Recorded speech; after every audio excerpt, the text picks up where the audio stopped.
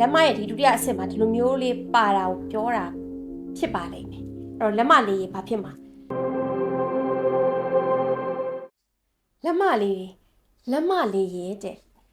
လက်မလေးတွေမှာလက်မလေးကျွန်တော်မှလက်မလေးပါတယ်ကျွန်တော်မှလက်မလေးပါတယ်လက်မလေးကဘာဖြစ်မှလဲဆရာမလက်မလေးကဘာဖြစ်မှလဲဆရာမဆိုတာဆိုလိုချင်တဲ့သဘောဒီလိုမျိုးအရေးကလေးတွေပါတာဖြစ်ပါလိမ့်မယ်နော်ပုံမှန်ဆိုလို့ရှိရင်ဒီမှာ1 2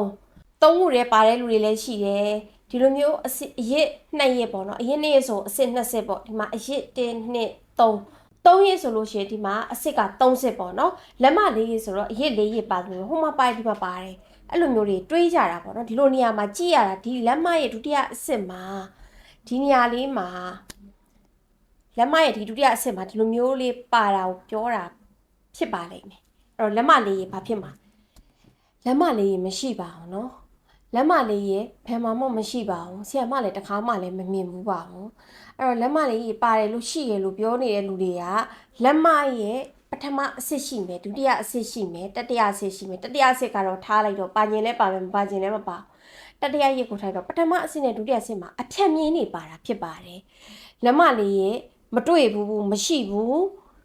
ကြံတဲ့မှာလည်းမပြောထားဘူးလက်တွေ့မှာလည်းမတွေ့ဘူးရှိရင်တော့လေကဘာချာပါတယောက်တလေမျိုးရိုးဗီဇာဖောက်ပြန်လို့ရှိရင်တော့လေရှိနိုင်မှာပေါ့ဒါပေမဲ့လက်မလေးရင်မတွေ့ဘူးပါဘူးအကုန်လုံးလည်းစိတ်ဝင်စားကြမယ်လို့ထင်ပါတယ်လက်ဝါးပင်မှာရှိတဲ့အဖြတ်မြင်းဖြစ်ပါတယ်လက်မရဲ့ဒုတိယအဆင့်မှာဒီလိုမျိုးအဖြတ်မြင်းပါတယ်ဆိုလို့ရှင်ဘာဖြစ်မလဲအတွေးခေါ်အမြင်မြင်နဲ့ပတ်သက်ပြီးတော့မှောက်မားတဲ့သူကောင်းဝယ်လို့ထင်တဲ့လူတွေကောင်းဝယ်လို့ထင်ပြီးပေါင်းခဲ့တဲ့လူတွေကောင်းဝယ်လို့ထင်ပြီးရွေးချယ်ခဲ့တဲ့အိမ်တော်ဘက်ယောက်ျားတွေဆိုလို့ရှိရင်နောက်မိန်းမအမျိုးသမီးတွေမြှုပ်ဆွဲခြင်းခံရတာမိန်းကလေးဆိုအခြေရေးမှာကိုယ့်အတွက်မအပ်ဆက်တဲ့လူတွေနဲ့ကိုဆွဲဆောင်တိတ်တွေ့ခံပြီးဝကြွေးခံရတာကိုယ့်ရဲ့အလုံငန်းကံကနေမှာအလုံမအမဖြစ်တာဓာတွေရဲ့ပင်မူလတဘာဝရင်ပင်အတွေးခေါ်အယူဆမှားခြင်းနေlogic မကြတာ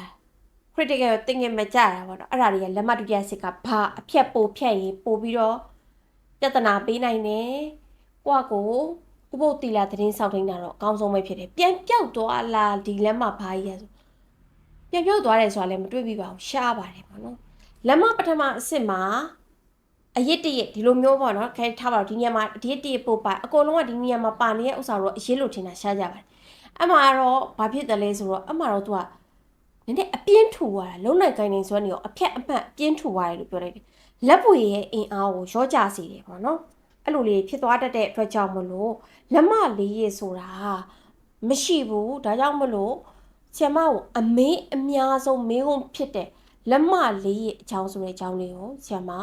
ဟောကြားပေးလိုက်ရတယ်အားလုံးပဲသတိထားသုံးသပ်ဆင်ခြင်နိုင်ရပါစေဆရာမတော့နက္ခတ်ပေတွေနဲ့လက္ခဏာပညာရှင်ဆရာမတက်တဲ့ထုံးပဲဖြစ်ပါတယ်ရှင်